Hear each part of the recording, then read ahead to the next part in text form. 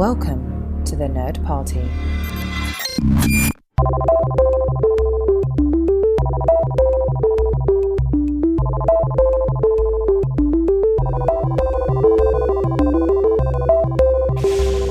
Hello, everybody at home, and welcome to Second Contact, a Lower Decks commentary podcast. I am your co-host, Tristan Riddell, and with me, as she always is, and has been for a decade now, it feels like. It really is a decade.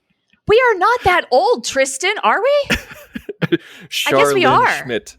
Yes, I think we are. Hi. I think we are. We've been doing this together for a decade, and it's been a wild ride. And we are so happy to be back. We are so glad to be back and doing our commentary podcast on Lower Decks, because this Lower Decks is it's chicken soup for the soul. Or you know what? I should say Leola root soup for the soul. That's what I should say. Oh, there you go. There you go. I'm sure somebody has photoshopped that before, right? The Leola root for the soul, and then Neelix is there. Yeah, seriously. If not, please make that happen. Yeah, if we are back, that means Lower Decks is back. And just like you, I'm so excited because Lower Decks is my happy place. It scratches that itch that you don't even realize needs to be scratched until it is, and it just feels so good. I'm so happy that Lower Decks is back. Me too. And in between season 2 and season 3, I actually went to a convention in Chicago, and I live in the Chicagoland area. Right. And I got to see the voice actors dressed up as their characters at the convention, and it was just so much fun. Like they're a laugh riot that you can tell that they absolutely love what they do, and that they're a part of the Star Trek universe. It made you feel like seeing them dressed up as their characters. You realize, oh, they could step into live action easy. Like no need to recast or change the actors. Like they could be their on-air characters easy. They totally can, and there might actually be something to that, but no spoilers. Well, I mean, the news is out there, but you can look it up. Yeah, but for purists who are trying really hard, I'm trying to help them out. All right. But anyway, well, hopefully you I'm guys a little have jealous seen that Grounded, though. You know, like, so hopefully you've seen that. And yeah. Because if you haven't, what are you doing listening to us? Go watch the show. But what we do, as if this is your first time listening, this is a commentary podcast, and what we do is we queue it up and we watch it along with you guys. And so you can queue it up and hit play with us so that you can time it and watch it at the same time as you listen to us. Or you can just listen to it, because we try to make it entertaining without even watching it, so that if you're driving or you're during your commute and you can't watch it, this is still a good listen for you guys. Because what we do, and you can do this too, is that we turn on the subtitles and turn down the volume, and then we just go from there. And how we cue it is as soon as the new Star Trek fanfare is over, as soon as it goes black, boom, we hit pause, and then we'll give you a countdown of 3, 2, 1, play, and that's where we'll pick it up. So that's where you guys are in tune with us. Yes. And PSA, if you are driving, please don't be watching the show. Eyes on the road, okay? Don't be a danger to yourself and others. Yes. If you're driving, please focus on that. Here is how the episode is described on Memory Alpha. It's called Grounded, and Mariner enlists her friends on a rogue mission to exonerate her mother as Captain Freeman faces a military tribunal for the destruction of the Pakled Planet. That pretty much picks you up where we left off. Exactly. Yeah, actually, let's just get into the episode. I was about to start narrating, and we don't need to do that because it does it for us. Yeah, let's do it. Okay, so here we go, folks. Get it ready. And here we go. So 3, 2, 1, play. Yeah. Last time on Star Trek Lower Decks. Previously on Star Trek The Next Generation. Oh, wait, wrong one. That's why I said Lower Decks. Yes. But this pretty much is. So I found this super distracting because, you have the ticker at the bottom, the news ticker, and I kept trying to read what was on the news ticker and pay attention to what was going on, and it was almost impossible. Yeah, that is so hard, but you do want to see what all of that is, right? Like, you've got to pause every couple of seconds and see what you're missing. That's like maybe for the second or third watch. There you go. Yeah. I love that that Ransom and the Doctor are like, they have like cool clothes on and they're wearing sunglasses and like the paparazzi's no leaving. Comment. Like, no like comment. No comment. And of course, my heart and soul. What's her name? Gillian Wigman. Dr. Ta'ana. Why in the world? Man, it has been a year, hasn't it? It's been too long, folks. Oh my gosh. I forgot her name. How embarrassing. Anyway, yeah, she's just like, F off, get away. No comment. So what did you expect let me rephrase this. What were you hoping for from this episode, from the beginning of season 3? Like, you had so much time to think about it and build it up in your head. What were you hoping? Well, they did the one thing that I really wanted them to do, which was to follow up right away with where we left off. Like, I wanted that two-parter, this painstaking year. I wanted the conclusion. It wasn't best of both worlds level by any means, but I was hoping that they would do exactly what they did. And I mean, I really enjoyed this episode. It's just super energetic, comes out with a punch. And this is episode 1.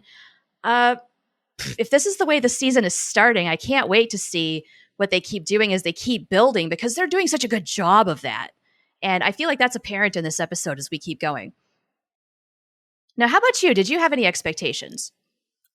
I honestly didn't. I know that may sound ridiculous and it may sound like I'm lying, but I honestly didn't feel like I have such trust in Lower Decks that I didn't even really think about it. I was just like, yep, just lay it on me. Just give me whatever you got. Just give it to me.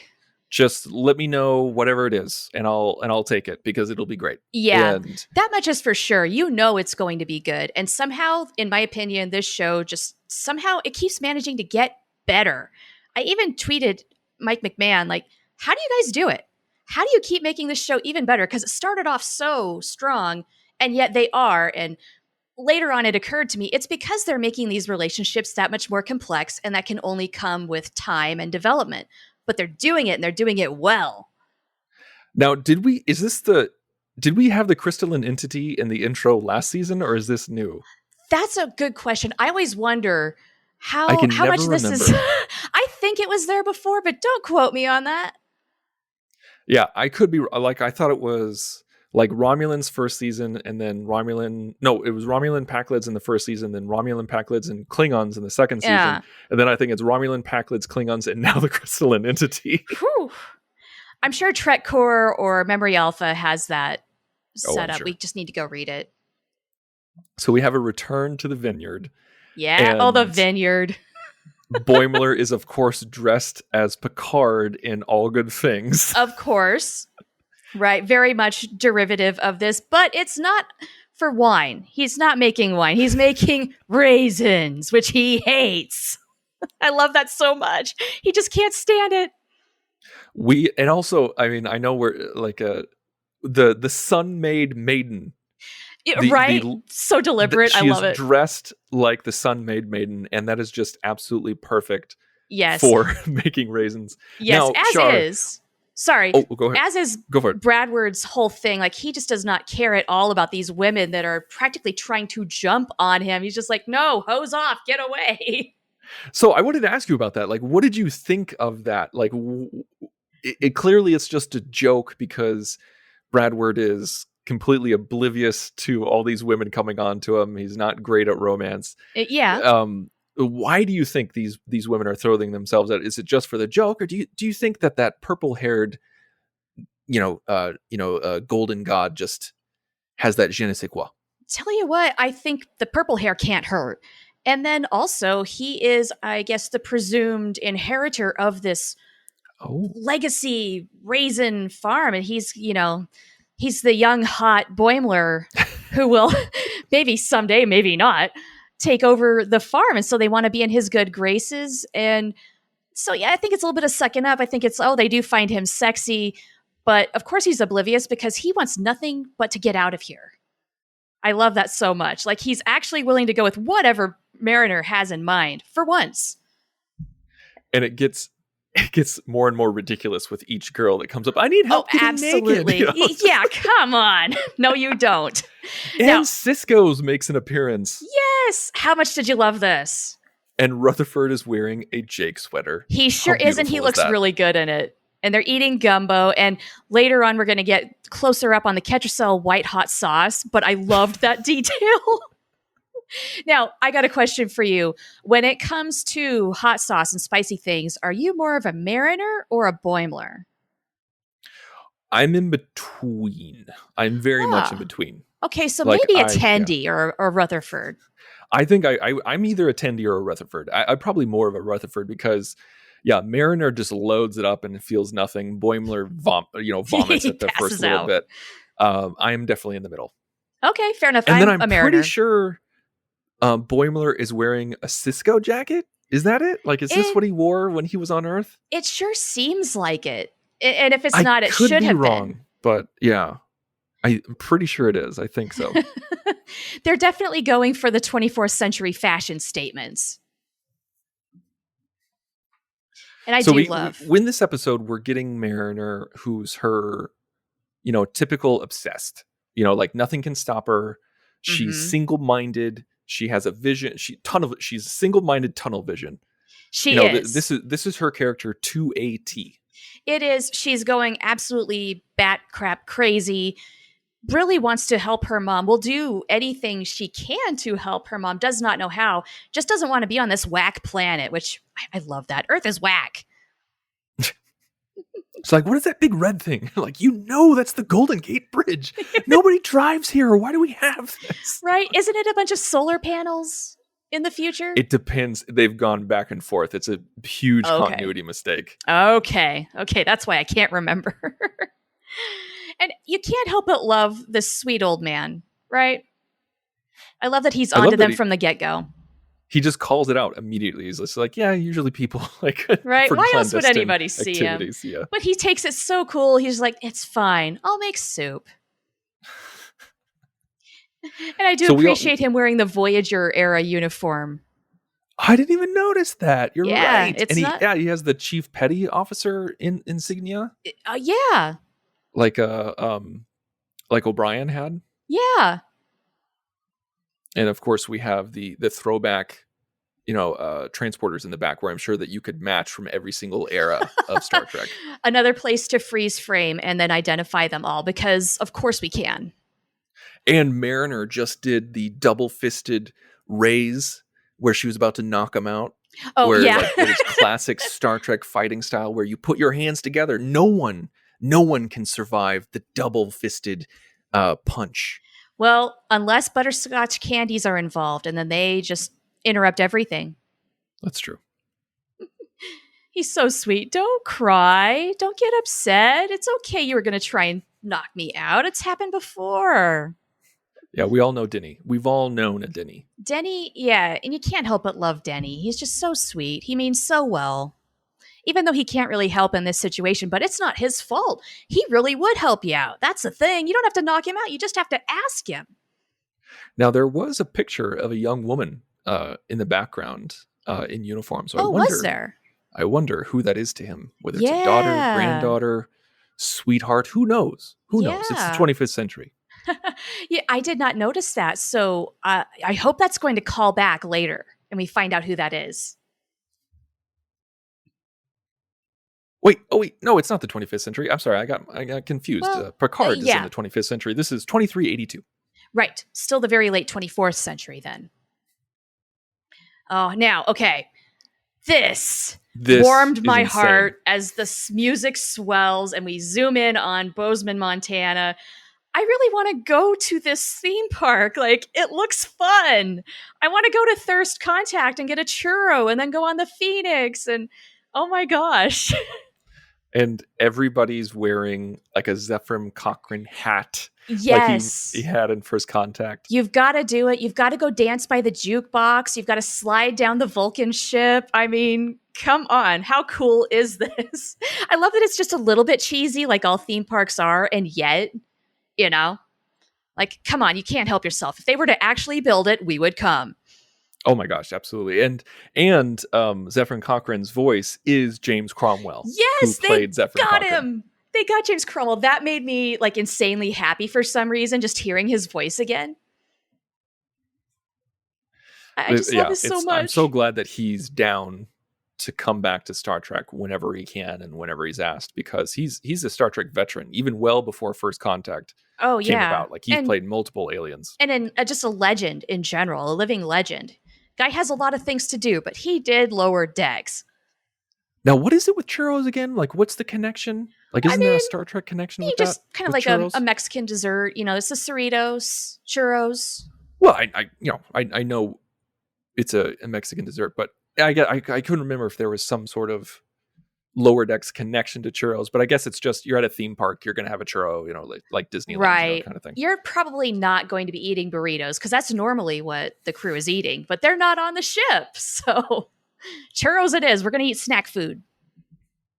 Now, and they got the music for Magic Carpet. Like, they everything sure is perfect. did. Oh man, the only thing they did not do was get Ooby Dooby. But if you're getting James Cromwell and Magic Carpet, I understand that the rights to these things cost a lot of money. So, okay, we can let that slide. Magic Carpet Ride was much more important.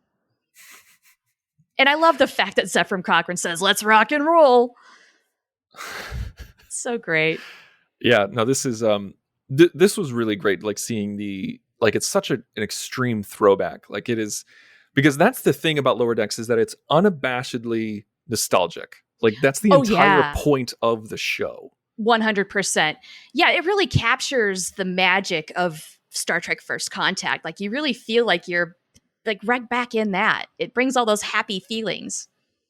And there is no point. Like, there's how do I phrase this?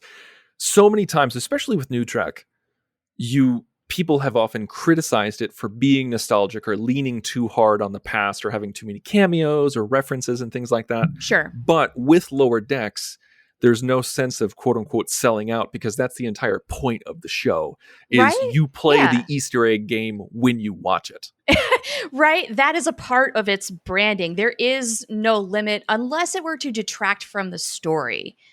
But I don't really think that's happened, at least not yet.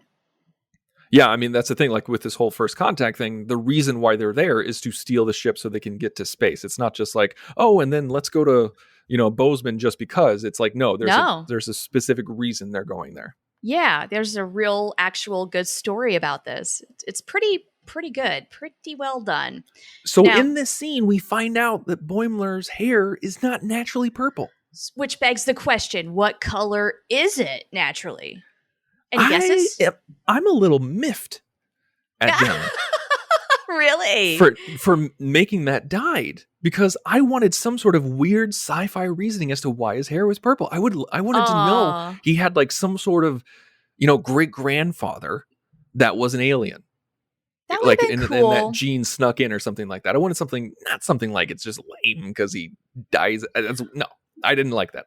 But wait, what if there is a good reason why he dyes it purple? Maybe there is another story behind it. It's just not naturally that way. Also, Jack Quaid, we could definitely get some sort of weird retcon thing going using Jack Quaid's natural hair color on Boimler and making that a thing now that we know that that's not his natural purple hair. It'd be funny if maybe it was another ridiculous color, like it was blue. He just wanted to darken it, and he dyed it purple, and he's like, yeah, I just felt it was weird to have blue hair, but not purple. Now see, that would be kind of funny too. And he does look good with purple hair, so if it's just a looks thing, he's doing it. So it's a recurring theme in here to trust in Starfleet, to trust in the process. Yep. And it's funny because in Lower Decks, that's something that you can say and do, where it's just like, trust Starfleet to do the right thing, because it's kind of like those often we get those scenes where like Rutherford was thinking about swapping careers or like leaving engineering or something like that, and then the engineer was just like, good for you, another man is finding himself, like something like that. But in our live action Trek, we've seen many times where Starfleet does not do the right thing, and our crew has to intercede in order to get stuff done. So I feel like Mariner's cynicism about trusting the system is very justified. I was really with her on that, to be completely honest. And for the longest time, as I was trying to think of like what sort of morals, meanings, and messages we were supposed to get out of this episode, was it to trust Starfleet, trust the system? Because that really wasn't it. I think the real moral and message and meaning, as I learned from Mission Log Live on Monday, was not my thought, though. Thank you, Paul H. Is you should not do things alone. You need help. You need your friends. And one thing that I love so much about this episode is just how much this friendship has really formed now. Like, this is a solid foursome. Yes. Yeah, definitely. Like, these four work together well. Like, we often see them in pairs where like they'll meet up together, the four of them, but they go on adventures separately. Like where it's, it's either like Tendi and Rutherford or Boimler and Mariner. But here, this adventure is all of them together. And yeah, it was interesting because I felt the same way that you did, where, like should we trust in Starfleet? But like, as we've been hit with so much cynicism lately, with New Trek and also outside of Star Trek, just like with so many other shows where you can't trust a governing body. Right. And why would you? Right. And everything like that. But like in the Lower Decks world, these are people, like Starfleet is the best of the best. And so we haven't seen there's no Section 31. Well, well, you know what I'm saying. Like there is, but we don't to talk about it. But we don't talk about it. Like, I know that's an oversimplification and overstatement because we've seen Tendi go through like some Black Ops stuff before, but you understand what I'm trying to say. Yeah, this really is kind of the utopia of Star Trek. In Picard, things aren't quite as good. Things fall apart a little bit. And then in Disco, Starfleet has to rebuild in the future. So this is where this was the sweet spot. And even with TNG, where it was utopia and Starfleet was the best of the best, there were still badmirals. There's still, sure. Admirals, people conspiracy aliens. I mean, things were going on. You can't always trust. It's good to question everything with a critical eye, even if you do trust in it. That they had these fighter designs on like, it wasn't just a shuttle that showed up. Like, no, this is a Starfleet fighter that we saw in during the Dominion War. Like, I really enjoyed that they brought that design back. Do these like alien dwelling creatures remind you of the episode Elogium? Because it very much reminds me of that.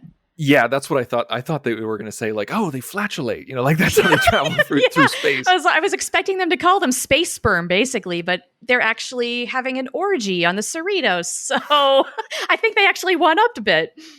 So like, I thought that this was going to go in a different way. Like, I thought that these life forms were going to create like some sort of exoskeleton around the ship to kind of allow them to fly through space again and create some sort of living organism on the surface of the Cerritos, and then they'd warp out to investigate what was going on. Like, I thought this was going to be a multi-episode arc. And so I was surprised that it was finished so quickly. That, if anything, maybe is my criticism about this episode, is things do wrap up really easily and really quickly. So much is going on, though, that I almost don't notice until it's like, oh, you blink and you miss it. And okay, I mean, I'm not totally mad about that because they didn't need to stretch it out. What happened needed to happen. It's just, in the background, we weren't necessarily getting tons of Captain Freeman's trial and stuff like that. Although I do love the court sketch. That's so great. Well, I think the reason why they did it that way was a reminder to everyone that this is the Lower Decks crew. They're not going to be involved in that in any way, shape, or form. Right. What can they possibly do besides sit and watch? Nah. Yeah. Like, this was the mission of the show from episode 1. Like, these are not the people who were involved in the bridge operations that we normally saw in TNG and Voyager and everything like that. It was the people who found out after the fact. Right, exactly. Lest we forget, that's been a theme before. And, excuse me. And then we have this is Kelsey Grammer's captain. Oh my God, that TNG was episode. That was so funny. I love that they did that because, Bozeman, he was the captain of the Bozeman. Well done. Yeah. Well done, I say. Plus, we get to see Commander Tuvok. Yeah. I was not expecting him to show up, but all right. So very great. Cool. And what a great rendering of his face, too. Like, it's such a, like, that looks like Tuvok, you know? It definitely does. Yeah. So, one thing that I think this episode does so well, in terms of giving us that exposition, that's fine. But this episode is all about, like you said, our lower deckers and the fact that they go through so many things that do not help Captain Freeman at all. Not even a little. I find that hilarious. Even a little. Not even an ounce. That's on brand, once again.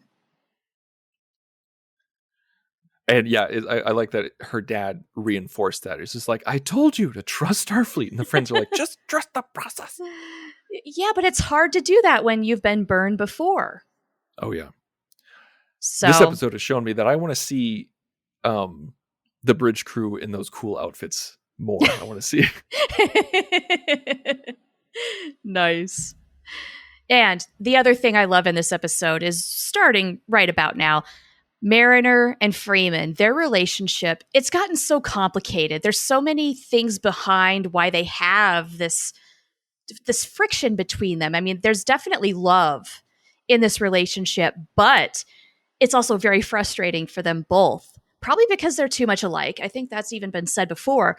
But I'm really glad that Mariner's parents have decided, we are not helping here. We are actually enabling you to do what you do by trying to cover for your ass. So I'm really excited to see what this whole thing with Ransom, how that comes about. Is this going to mold Beckett Mariner into that model Starfleet officer? Like, is she going to get reined in? What sort of struggles are we going to have along the way? I don't know. I'm curious about what we're doing here. It's going to be interesting. They're definitely setting it up so that you know, like this is a big thing that's going to happen this season. Like, this is going to be the recurring thing. Like, we thought that the trial or their adventure to exonerate the captain would be kind of a big piece, or at least for the first couple of episodes. But this is definitely what we're going to be looking at, is this smaller dynamic.